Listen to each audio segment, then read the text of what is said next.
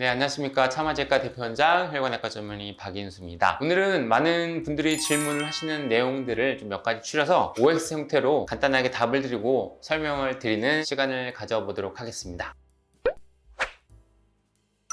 하지정맥류는 유전 질환인가요? 네, 정답은 O입니다. 하지정맥류는 유전적인 원인이 90% 정도로 압도적인 영향을 주고 있습니다. 물론 나머지 10%는 유전과 연관이 없이도 생길 수는 있습니다. 하지정맥류는 서서 일하는 사람들한테 잘 생길까요? 네, 정답은 O입니다. 하지정맥류는 서서 일하는 것과 연관이 분명히 있긴 한데요. 사실은 서서 일을 해서 꼭 생긴다고 얘기를 하기보다는 서서 일하는 사람들이 아무래도 다리가 더 붓고 더 자주 아프겠죠. 그러다 보니까 더 병원을 자주 가게 될 가능성이 많습니다. 압박 스타킹을 신으면 하지정맥류가 예방이 되나요? 세모를 선택하겠습니다. 사실 압박 스타킹을 신는다고 하지정맥류가 예방된다고 말하기는 조금 무리가 있습니다. 쉽게 말하면 압박 스타킹을 신어도 하지정맥류가 생길 사람들은 생기는 거고요. 이미 생긴 하지정맥류가 압박 스타킹을 신는다고 절대로 사라질 수는 없습니다. 다만 압박 스타킹을 신으면 하지정맥류로 인해서 동반된 증상, 예를 들어서 부종이나 무거운 증상들이 완화가 될 수 있기 때문에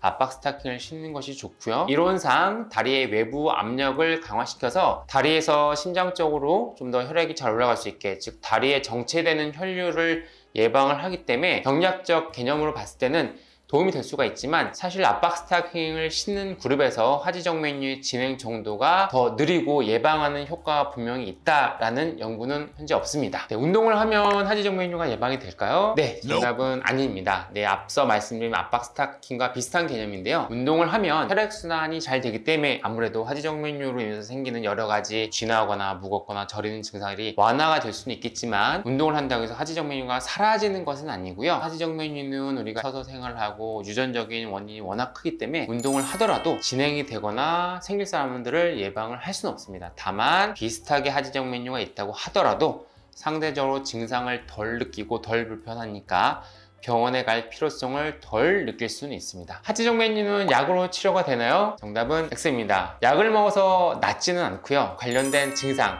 쥐남, 저림, 무거움, 부종, 통증 등 어떤 정맥류의 증상을 약을 먹는 동안 완화시켜주는 효과는 있을 수 있습니다. 하지정맥류 수술 비용은 병원마다 다 같나요? 네, 정답은 아닙니다. 하지정맥류 수술은 법정 비급여 수술이기 때문에 사실 병원마다 차이가 많습니다. 저렴한 병원 같은 경우에는 100만 원대, 200만 원대 수술 비용을 책정하는 병원도 있고요. 일부의 얘기지만 좀 과하게 심하게 부르는 병원들은 1000만 원 이상의 수술 비용을 책정을 하기도 합니다. 싸다고 꼭 좋거나 나쁜 것도 아니고요. 비싸다고 꼭 나쁘거나 더 좋은 거는 아니겠습니다. 하지만 병원마다 비용 차이가 다양하게 있으니까 비용적인 부분들이 걱정되거나 궁금하신 분들은 비교를 해보는 것도 좋은 방법이 될 것 같습니다. 하지정맥류 수술하고 다음날 샤워할 수 있나요? 이거는 사실 병원마다 차이가 있을 수 있는데, 저희 병원은 다음날 다 샤워를 하라고 말씀드립니다. 물론 탕목욕이나 때를 밀거나 세게 닦는 건 어렵겠지만 가벼운 물 샤워나 가벼운 비누칠 정도는 충분히 가능하고요. 이거는 사실 병원마다 차이가 있을 수밖에 없는 게, 사실 수술하는 어떤 상처가 얼마나 큰지 작은지가 사실 다음날 샤워하는 데 많은 영향을 주는데, 저희 병원 같은 경우는 절개술 하더라도 1cm 미만, 사실상 5mm 좀 안 되는 상처로 수술하기 때문에 간단하게 방수 테이프 붙이고 다음날 다 샤워를 할 수 있을 정도가 됩니다. 일부 대학병원이나 경험이 많지 않은 병원에서는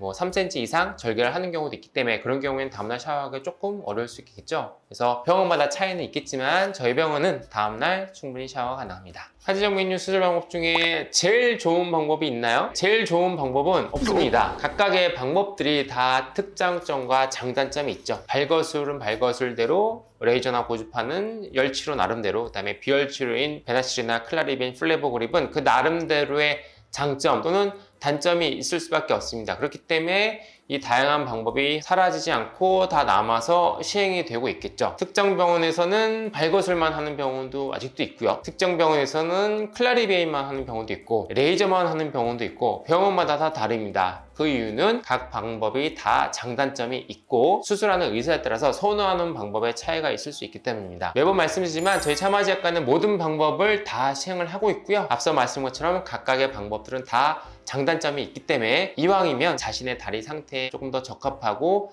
장점을 많이 살 수 있는 방법을 선택해서 치료받는 것이 좋을 것 같습니다.